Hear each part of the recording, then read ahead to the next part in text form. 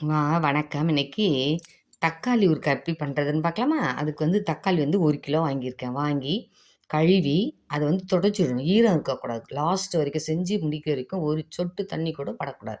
அதனால கழுவின்ட்டு தொடச்சிடணும். தொடச்சிட்டு நல்லா ஃபேன் காத்துக்கீழ காய வச்சுக்கோங்க.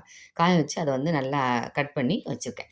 அது கூட எண்ணெய் ஊத்தி அத வதக்கணும். அப்போ வதக்கும்போது பூண்டு உரிச்சு வச்சுக்கோங்க. அப்புறம் புளி, அது தேவையான அளவுக்கு புளி, நல்ல ஒரு எலுமிச்சை சைஸ் அளவுக்கு புளி எடுத்து வச்சுக்கோங்க. அப்புறம் இது கடுகும், வெந்தயமும் வறுத்து ட்ரையா வறுக்கணும். எண்ணெய் ஊத்தாம ட்ரையா வறுத்து இறக்க போகும்போது போடணும். அதுக்காக அது. அப்புறம் எண்ணெய் ஊத்தி கடுகு போட்டு, மிளகா போடணும், பூண்டு போடணும், கருவேப்பிலை போடணும், கடலப்பருப்பு, உளுத்தம்பருப்பு, அப்புறம் மிளகாத்தூள். அதிலே கொஞ்சம் மஞ்சள்தூள் போட்டு வச்சுருக்கேன். இதெல்லாம் போட்டு நல்லா வதக்கி சுருள வரும்போது இறக்கணும். அவ்வளோதான். வாங்க வெயிட் பண்ணுங்க.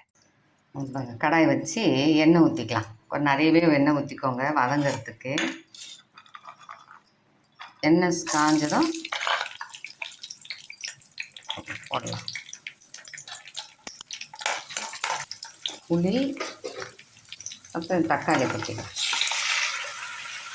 அப்படியே வைக்கலாம் கொஞ்ச நேரம் வதங்கணும். அப்புறம் திருப்பி போட்டுக்கலாம். இந்த பாருங்க, நல்லா இந்த மாதிரி வெந்து வர வரைக்கும் தண்ணி விட்டுருக்கு பாருங்கள். இந்த அளவுக்கு நல்லா வதங்க வச்சுக்கணும். வச்சுட்டு அவ்வளோதான், ஆஃப் பண்ணிடணும். ஆற வச்சு நல்லா அரைச்சிக்கணும். தேவையான அளவுக்கு நான் உப்பு போட்டுட்டேன் வதங்கும் போதே, அதனால நல்லா சீக்கிரம் வதங்கிடும். அவ்வளோதான், ஆற வச்சு அரைச்சி எடுத்துக்கலாம். அந்த கடுகும் வெந்தயமும் அப்படியே ட்ரையாக அப்படியே பண்ணி வறுத்துக்கணும். லேசாக வறுத்துட்டு கடுகு பொரியும் போது இறக்கிடலாம். மறுபடியும் கடாயை வச்சு எண்ணெய் ஊற்றி கடுகு போட்டுக்கலாம். தக்காளி வதக்கின கடாய் தான்.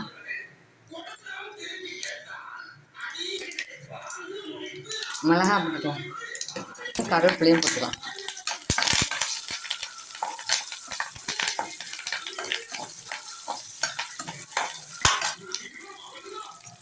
கடலைப்பருப்பு, உளுத்தம்பருப்பு போட்டுக்கலாம்.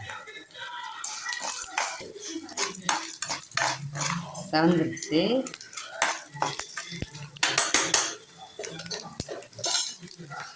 இந்த அரைச்ச விழுதை ஊற்றிக்கலாம்.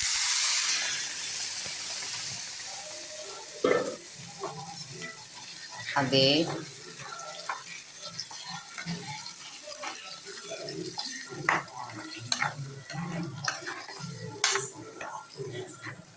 அப்படியே கொஞ்சோண்டு திருப்பி திருப்பி போட்டுருக்கோம். அப்புறம் நல்லா சுண்டி வரும்போது இறக்க வேண்டியதுதான். வதங்கட்டும்.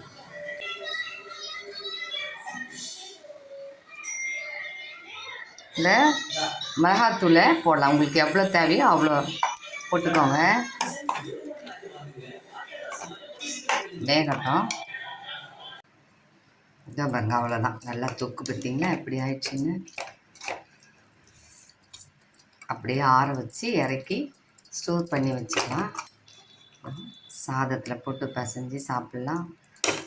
இட்லி, தோசைக்கு, சப்பாத்திக்கெலாம் ரொம்ப நல்லாயிருக்கும். பார்த்தீங்களா எப்படி இருக்குன்னு? நீங்களும் ட்ரை பண்ணி பாருங்கள். எப்படி இருக்குன்னு கமெண்ட்டில் சொல்லுங்கள். நன்றி, வணக்கம். லைக் பண்ணுங்கள், சப்ஸ்கிரைப் பண்ணுங்கள்.